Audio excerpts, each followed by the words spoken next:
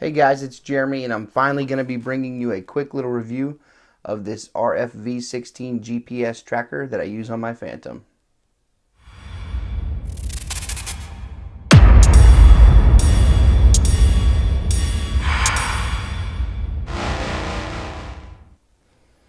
Alright guys, so I've been getting quite a few comments and questions on some of my YouTube videos about this GPS tracker that I use with my Phantom. So I figured I'd do a quick little review and discuss some of my favorite features and functions that this thing has. But let me be clear that this thing could be used for a number of different applications. This video is just going to be about how it helps give me a little bit of peace of mind when I'm out there flying my Phantom. So yeah, to get started, I want to discuss the buttons that are on the exterior of the module here. The box itself is pretty small. You'll see, I'll weigh it here in a minute, but it's pretty small. But yeah, I've got a little close-up camera here that we can get some close-up views of. You can see here on the front of the device, you've got three buttons, a big S button and a 1 and a 2 button. We'll discuss a little bit more about what those do later. And then you got the status indicators on the front. If I rotate it this way, you'll see that it's got a SIM card slot, which is pretty important to note because it does require a basic cellular plan in order to do its tracking and communicating with your phone. If I rotate it over this way, you'll see that it's got a power button, and it also has a mini USB charging port there. So yeah, those are the major buttons on the exterior of the thing. Nothing on the bottom. On the top, it's got a speaker. You'll hear the sound it makes in just a moment. On the back, it has all of its important information, ID number, and then there's an IMEI number that you'll need for the cellular service. So yeah, let's go ahead and turn this on so you can hear the little jingle that it plays when you turn it on. Push the power button, give it a couple seconds.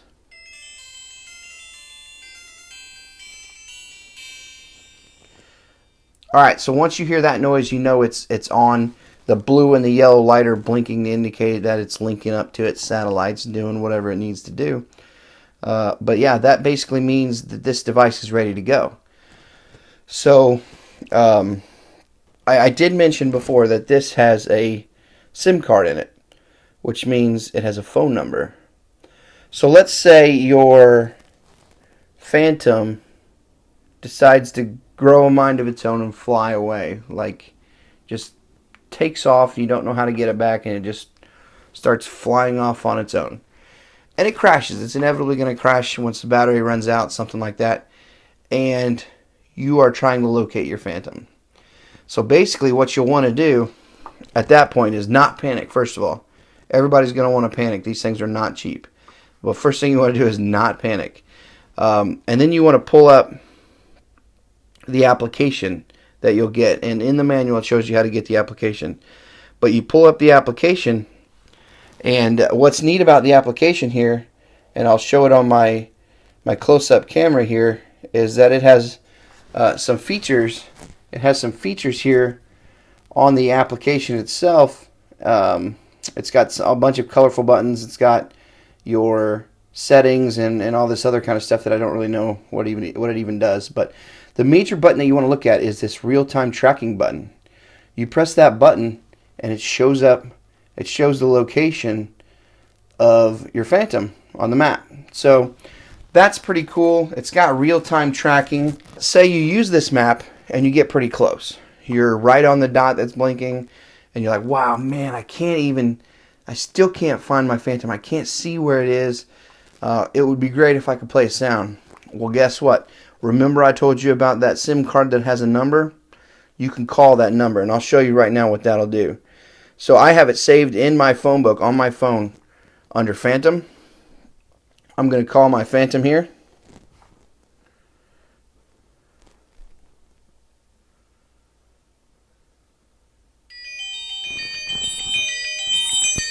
So yeah, you can definitely see how that will come in handy. It's pretty loud of a ring, so if you can get yourself close with the real-time tracking map and then call it, you know, you're going to be able to hear that and hopefully find your Phantom in one piece and not a whole bunch of different pieces. So yeah, that's one of the major features of the device.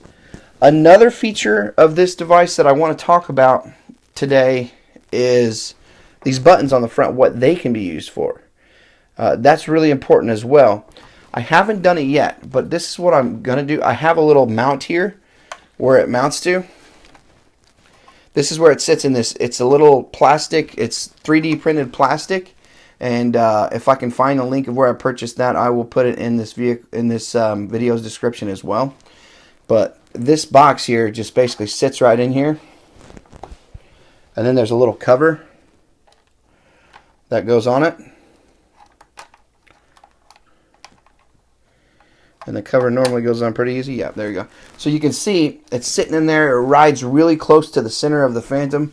I have not noticed any adverse effects of that little bit of extra weight, and I'll weigh it here in a second. But I have not noticed any adverse effects of that extra weight on there. It rides perfectly. It stays in place really, really well with this bracket. It just mounts to the bottom of the screws on the landing gear of the Phantom. So what I plan on doing is getting a hold of a label maker, and I'm going to put a label right here across this that says, if found, press the S button. This S button. So hopefully someone's, you know, maybe strolling along on their property and they see this laying in their grass. They're like, what on earth is this thing? They come up to it and they'll see, oh wow, okay, there's a label here that says I should press this S button. Alright, let's press the S button. So what I'm going to do right now is I'm going to press the S button, and you hear that little jingle it did. And what it's doing now is it's linking up to the satellites, trying to find out where it is, and watch this. Here in a minute, you're going to see some messages come through on my phone. So check this out. You can see this message here it just sent me. It says SOS, link to my current location, and it's got a link that will pull up its real-time location in Google Maps. But also you can hear it. It's calling. Look at that. It's calling my phone as well. Not only does it send a message to my cell phone that's programmed in there, but it also calls it to try to get my attention somehow. I ignored the call, but if you check this out, and I'll show it on my close-up camera here, this is what you get. You get phone calls, a missed call. You've also got an SOS. You've also got an SOS text message, and I'll show you here what that text message does. If you press on this text message,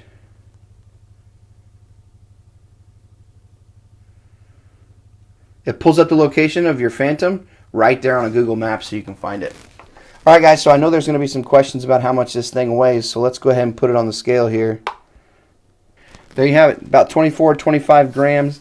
Like I said before, I have not noticed any kind of performance issues with this little bit of extra weight on my Phantom, so should be no problems there at all. Alright guys, thanks for watching my little review video of this GPS tracker that I use with my Phantom 3. Make sure you check the link in the video's description for where you can get one of these and where you can get the bracket that is 3D printed, especially for the Phantom 3. So yeah, if you like this video, make sure you give it a thumbs up. Please subscribe to my channel so you can find out what I'm going to be doing next.